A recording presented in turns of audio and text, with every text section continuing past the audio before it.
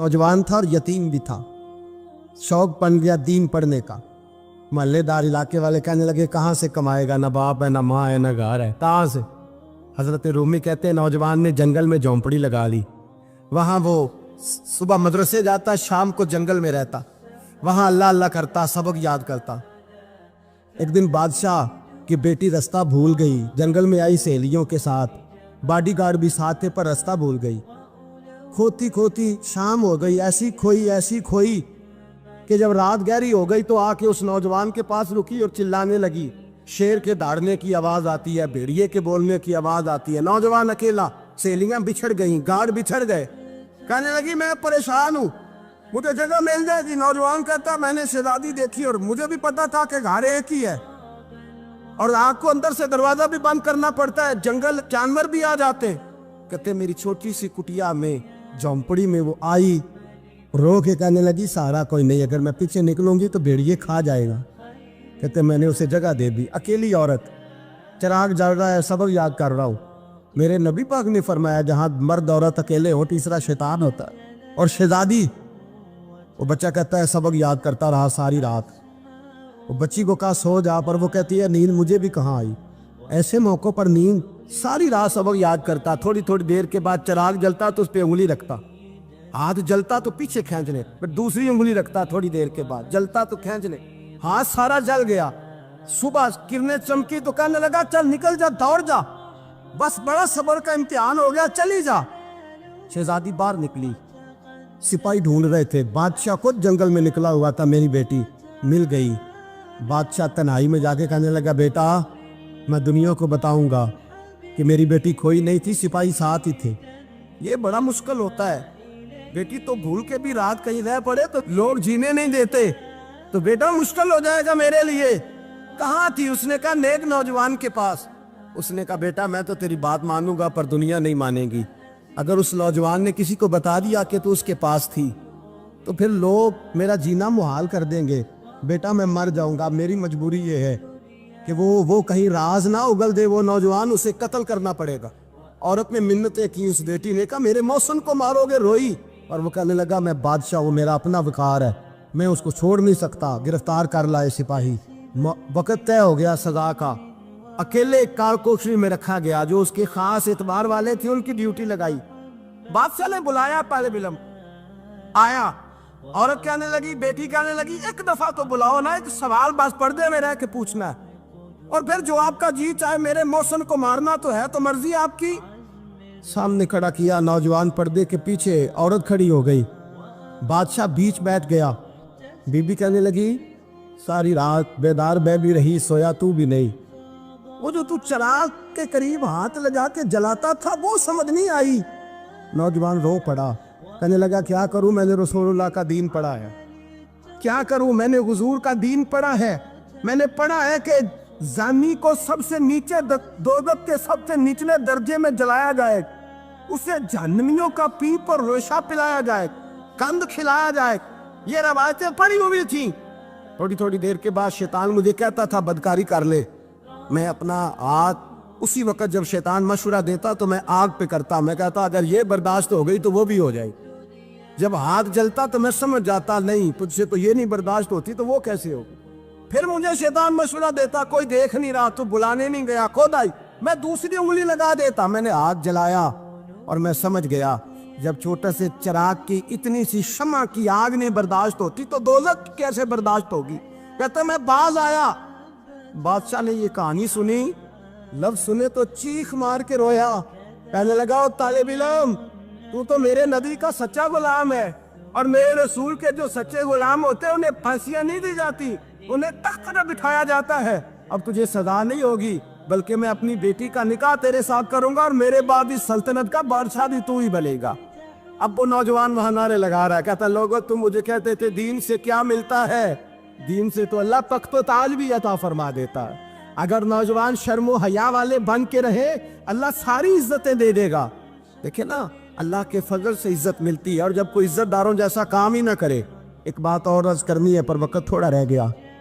जवानों मैं ना जब कभी परेशान होता हूँ ना तो मैं ये वाली बात खोल के पढ़ता हूँ वाला, ये बात ढारस बनाती है। ढारस توانائی دیتی ہے, پورا مضمون باندھا ہے. اعلیٰ حضرت کہتے ہیں بہروپیہ تھا, مداری, روپ بدل بدل کے دکھایا کرتا تھا, بادشاہوں سے انعام لیتا تھا. ایک دن اورنگزیب عالمگیر کے پاس آ گیا, کہنے لگا میں روپ بدلوں گا, اگر آپ پہچان نہ سکے تو میں انعام لوں گا. آپ نے فرمایا میں کوئی ایسے ویسا بادشاہ نہیں, کہا مجھے دھوکہ دینا مشکل ہے. کہا نہیں میں روپ بدلوں گا. حضرت اورنگزیب عالمگیر بڑے نیک بادشاہ گزرے, بڑے پرہیزگار. وہ بہروپیہ کہنے لگا میں روپ بدلوں گا, آپ نہیں پہچان سکیں گے. فرمایا چل جتنا تیرے اندر زور ہے لگا لے. حضرت نے اعلان کیا کہ میں نے فوجی بھرتی کر دیں, 2 ماہ کے بعد ٹیسٹ ہوگا. وہ 2 مہینے دوڑتا رہا, رنگ روپ بناتا رہا, آیا ٹیسٹ دینے, 2-3 سپاہیوں کا امتحان لیا. اس کی باری آئی تو 10 روپے دیے, کہنے لگے تیرے آنے جانے کا کرایہ میں نے تجھے پہچان لیا ہے.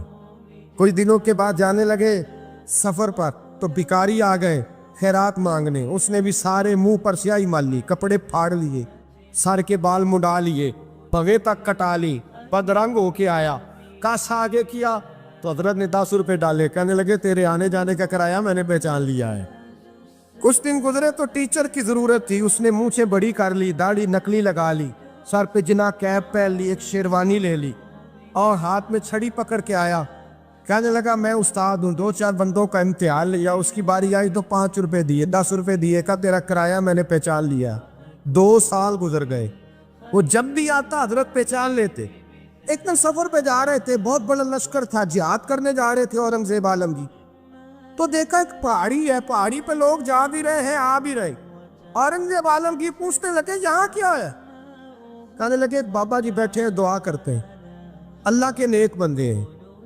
اورنگزیب کہنے لگے یار پرانے لوگ سارے ہی اللہ والوں کو مانتے, یہ بھی مصیبت آئی ہے جتنی نہیں آئی ہے, سارے لوگ ہی مانتے. کہنے لگے ذرا میں دعا نہ کرا لوں, بچے کام جا رہا ہوں. اورنگزیب بادشاہ تھے, بادشاہ لوگ نازک مزاج ہوتے ہیں. گھوڑے سے اترے, بڑی مشکل سے پہاڑی پہ چڑھے, اوپر گئے تو لائن لگی ہے. بابا جی غار میں بیٹھے, کہنے لگے میں نے ملنا, میں اورنگزیب ہوں. انہوں نے کہا ہمارا بابا اس طرح کا پیر نہیں کہ امیر آئے تو رنگ اور ہو, غریب آئے تو اور ہو. یہاں اگر ملنا ہے تو لائن میں لگ جاؤ, سب ایک جیسے.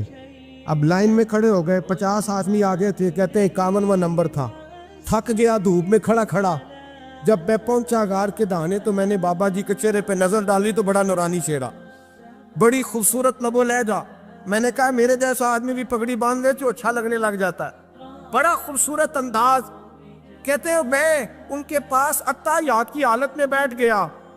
میں نے کہا حضور میں جا رہا ہوں جہاد کرنے, دعا کرنا. بزرگوں نے ہاتھ اٹھائے, اللہ اس کی مدد فرما, دین کو غلبہ عطا فرما, اسے دین کا سچا پکا سپاہی بنا. پھر تھپکی دی, 2-4 نصیحتیں بھی کر ڈالی. دیکھنا ظلم نہ کرنا, زیادتی نہ کرنا, جب تم جیت کر نہ کرنا, غرور نہ کرنا, نصیحتیں بھی کر دی. کہتے ہیں اب جب میں اٹھا تو 2-4 دینار بطور نذرانہ مسلح کے نیچے رکھے, اور الٹے قدم جب میں غار سے اترا انہوں نے رومال جھاڑا اور اٹھ کے کھڑے ہو گئے. کہنے لگے آج نہیں تو نے پہچانا, آج نہیں تو نے پہچانا, میرا انعام بنتا ہے, آج نہیں پہچانا, لا پیسے. اورنگزیب کہنے لگا یار تو نے حد کر دی, کہاں چڑھا کہاں کھڑا رہا, دھوپ میں تھک گیا, کمال کر دی بھائی تو نے. پتا تو کیا لے گا, اب تو جلدی بتا, وہ کتنے لوگ پیچھے دھوپ میں کھڑے ہیں, لشکر سارا کھڑا ہے, کیا لے گا؟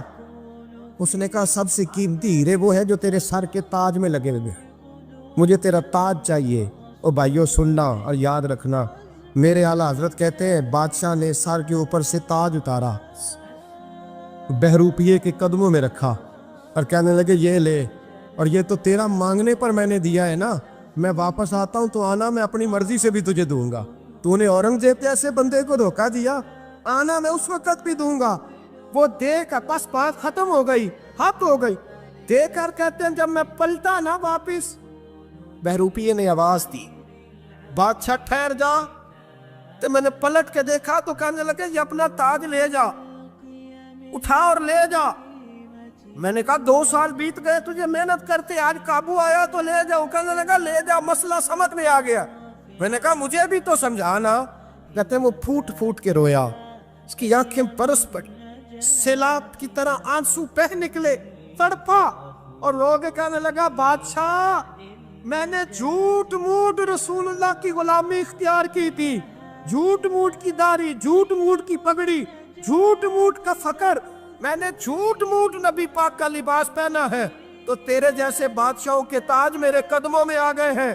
अगर मैं सचमुच रसूलुल्लाह का गुलाम बनूंगा तो अल्लाह क्या कुछ अता फरमाए, अल्लाह कितनी नेमतों से नवाजे। मेरे आला क्या फरमाते हैं, आला हज़रत फरमाते हैं फरिश्ते भी करते हैं ताज़ीम मेरी।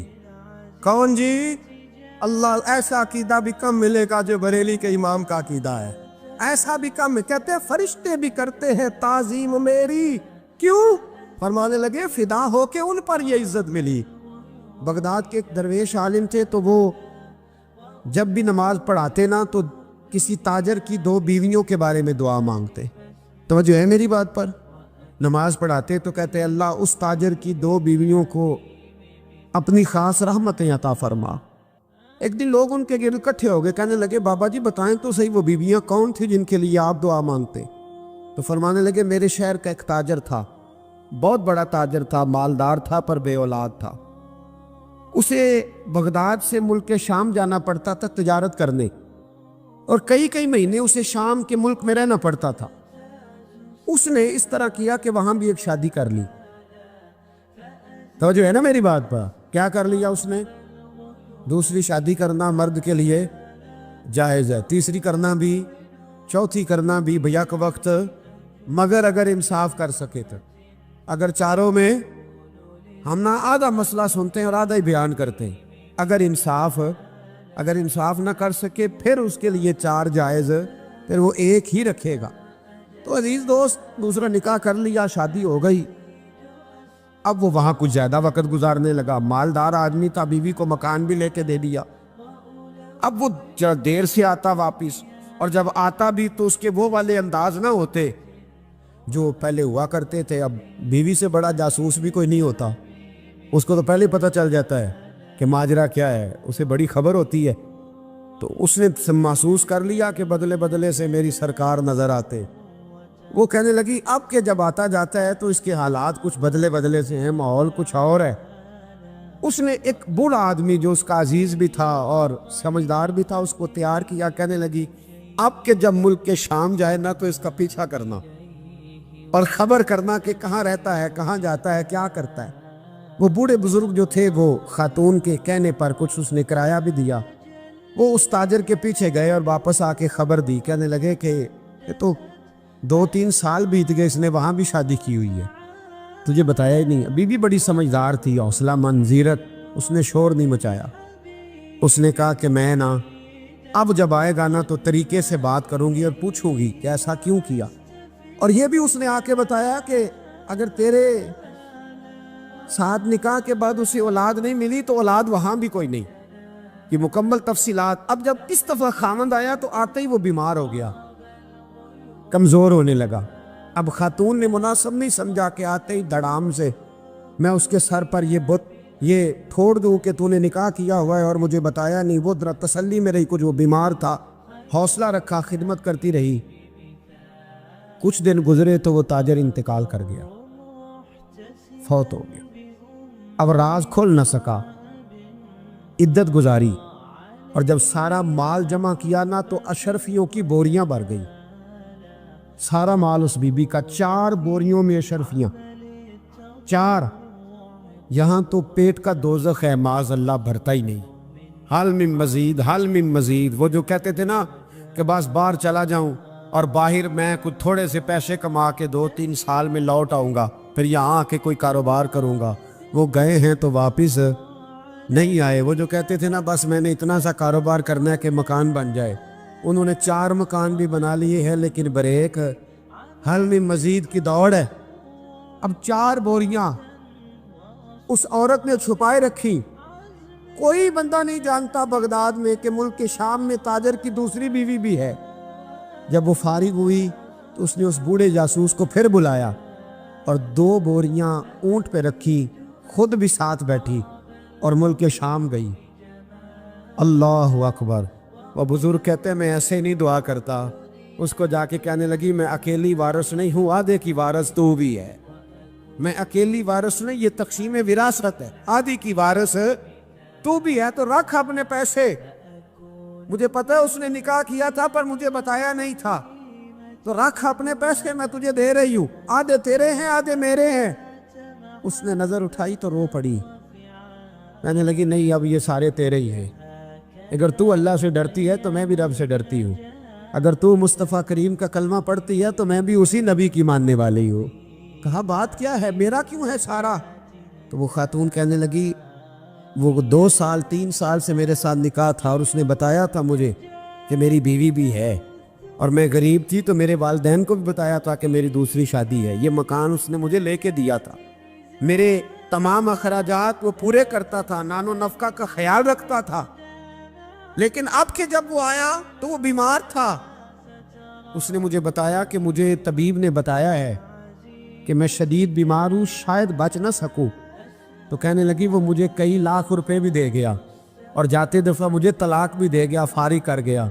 کہنے لگا تو جہاں چاہے میرے بعد نکاح کر سکتی ہے، اور کہنے لگا میں چاہتا تھا پہلی بیوی کو بتا دوں، موقع نہیں بنا اور اس کا دل نہ ٹوٹے، بتا نہیں پایا، لہذا وہ مجھے ڈھیر سارے پیسے دے چکا ہے، سارا میرا حصہ مجھے پہلے سے دے چکا ہے۔ میری بہن اب یہ 4 بوریوں میں سے 2 میری نہیں بلکہ 4 کی 4 ہی تیری ہے، تو ہی اس کی حقدار ہے۔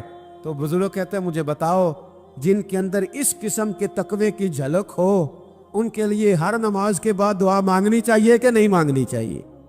حضرت عمر کے زمانے میں ایک نوجوان تھا، نیک تھا، مسجد جایا کرتا تھا رات کو۔ تو مسجد جا رہا تھا تو رستے میں ایک عورت نے دعوت گناہ دی، ابن عساکر نے اس کو لکھا ہے۔ تو نوجوان تھا، خواہشات تھی، کچھ طبیعت مائل ہو گئی، ابھی ادھر جا ہی رہا تھا کہ کسی نے آیت پڑھ دی والی من خاف مقام ربی جنتان، جو رب کے سامنے کھڑے ہونے سے ڈرے گا اللہ 2 جنتیں دے گا۔ واقعی ڈر گیا، وہ واقعی ڈر گیا، اتنا ڈرا کہ بے ہوش ہو کے گر پڑا۔ بیماری سے لوگ بے ہوش ہوتے ہیں، پیسے ڈوب گئے بے ہوش ہوتے ہیں، بچے کے غم میں بے ہوش ہوتے ہیں۔ سچ بتاؤ کبھی خوف خدا سے بھی بے ہوش ہوتا کوئی دیکھا ہے؟ ہمارے ہاں تو روز مرہ ہی نہیں ہے بھائی، اور بڑی باتیں ہیں بے ہوش ہونے کی، ڈرنے کی، غش کھانے کی۔ بے ہوش ہو کے گر پڑا، بوڑھے باپ کو کسی نے بتایا بچہ بے ہوش پڑا ہے، اٹھا کے گھر لائے، گھر لا کے کہا بیٹا کیا ہوا؟ نوجوان ہے، چڑھتی جوانی ہے پر پاکیزہ بڑی ہے۔ کہنے لگا ابا جی گناہ کی طرف چلا گیا تھا پر میں نے آیت سن لی جو اللہ کے سامنے کھڑے ہونے سے ڈرے گا رب 2 جنتیں دے گا، میں ڈر گیا تھا، رب واقعی 2 جنتیں دے گا۔ باپ رو پڑے، ابا جی کی آنکھوں میں آنسو آئے اور کہا پتر اللہ بڑا مہربان ہے، اس کے وعدے سچے ہیں، واقعی 2 جنتیں دے گا۔ اس نے پھر ایک چیخ ماری اور اس طرح کی ماری کہ اس کی روح ہی پرواز کر گئی، روح ہی پرواز کر۔ کشتگان خنجر تسلیم را، عشق کی خنجر سے قتل ہو گئے لوگ۔ صبح حضرت عمر کو پتہ چلا کہ انہوں نے تو رات جنازہ بھی پڑھ دیا، تدفین بھی کر دی۔ جناب عمر فرمانے لگے اتنا نیک نوجوان خوف خدا سے دنیا سے چلا گیا، مجھے کیوں نہیں بلایا میں جنازہ پڑھتا؟ فاروق اعظم فرما رہے ہیں میرا شوق تھا میں اس کا جنازہ پڑھتا۔ کہ حضور